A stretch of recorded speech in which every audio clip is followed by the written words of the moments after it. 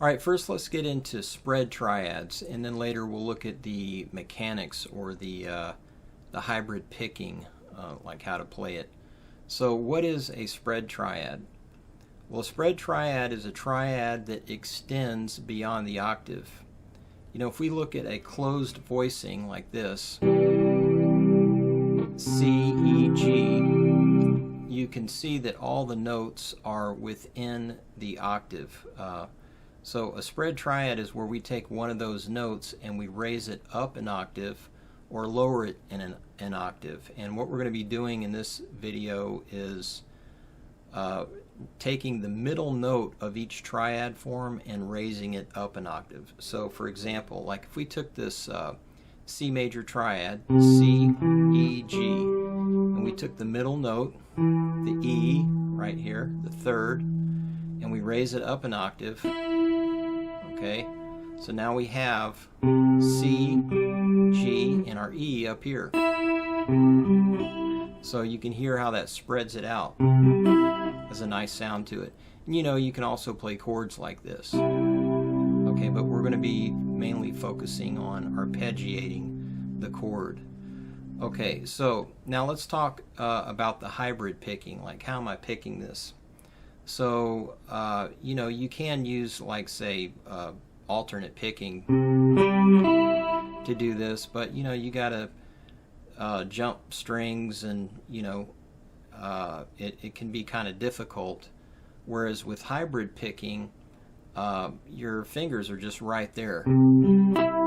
And so notice that I've got my first finger and my thumb, it's holding the pick, okay, and that's usually hitting the lower notes or maybe just one low string, and then I have my other fingers free to hit the other notes of the triad.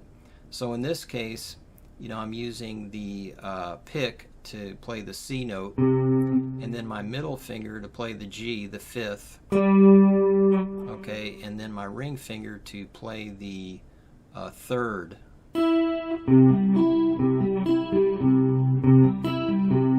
Okay, makes it easier once you get this technique down. All right, so now let's take a look at the root position. That's what we'll call this, since the root is in the bass, as it were. Okay, let's look at the root position on the low set of strings. So if we go here to the low E, right? Okay, we've got C, and then the G note on the A string. Okay, and then the E note on the G string. Okay, now let's take a look at this on the what I call the high set of strings. So if we go here to the D string, we got C on the D string, okay, and then we have G on the G string, and then the E is on the high E. Okay, all right. Now with triads, if you're familiar with triads, you know, you can invert them, you know, shuffle the notes around. So let's take a look at the first inversion. So the first inversion is typically, with a closed voicing, it's 3-5-1 or EGC if you're talking about a C major triad.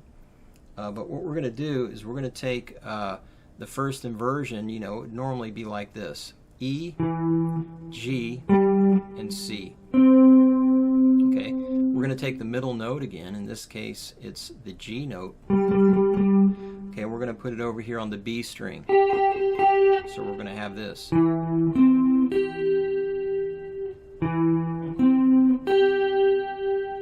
All right.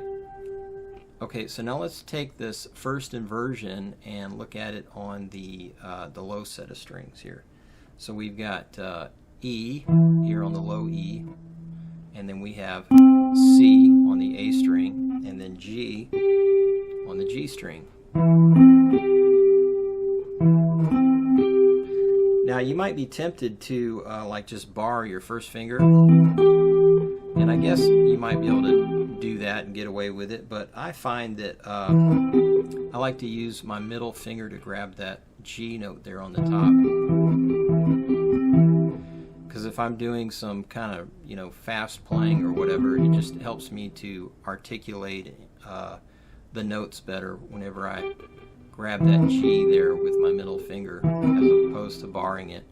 So now let's take a look at the high set of strings, starting with the D string, right?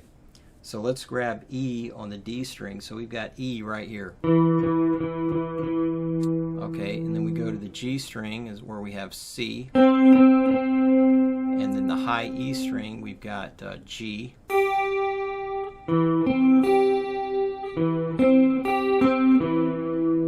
Okay.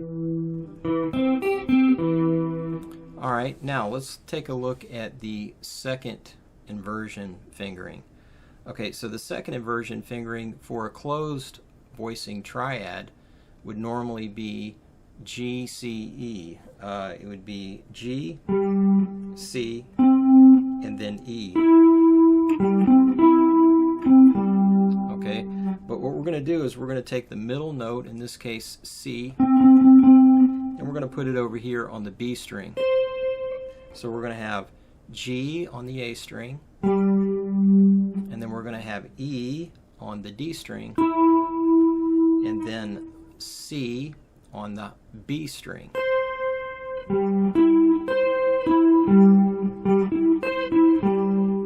Okay, so far we've got the root position, the first inversion, and then the second inversion. Okay, so now let's take that second inversion and move it to the low set of strings. So we've got G, E, C, right? So we got G here on the low E. Okay, now we need E on the A string, and then C on the G string. Now you can use the middle finger to grab that C note if you want to. I don't know, I think I tend to favor that ring finger. I don't know, sometimes you might see me using my middle finger to grab that. It just kind of depends on, you know, where I'm going and where I came from as to like what fingering that I use. Alright, so now let's take that second inversion and move it to the high set of strings. Okay, so first we got to find G on the D string. So we've got G here. Alright, then we want E on the G string, and then C on the high E string.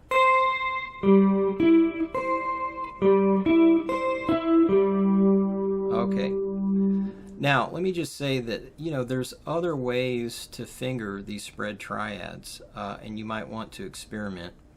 And later on we're going to get into an etude that I've arranged using this classic jazz standard, and you'll see some different fingerings with the spread triads in that, and we'll talk about that later on.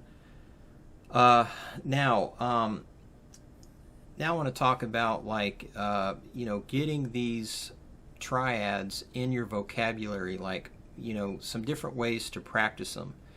And in doing in practicing the triads this way, you're also going to learn your fretboard better.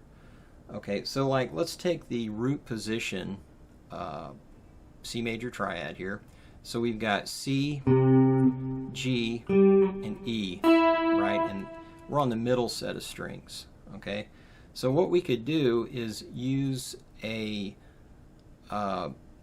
tool that I like to use. It's called the cycle of fourths and fifths, and it's basically a sequence of notes that you can use to jump around on the fretboard and practice a particular musical phrase or an idea, arpeggio or whatever. So so let's use the cycle of fourths to do that. Now the cycle of perfect fourths, if you're familiar with my work, you probably already know that. But it's C, F, B flat, E flat, A flat, D flat, G flat, B, E, A, D, G. Alright, so we can use that to move around on the fretboard. So watch. C, F, B flat, E flat, A flat, D flat, G flat, B, E, A, D, and G. Okay, and then you can do that on the other set of strings as well with the other inversions. So another way you can practice this is going through the different forms, one right after the other. So we can go from the root position to the first inversion, then to the second inversion, and then back to first, and then root position.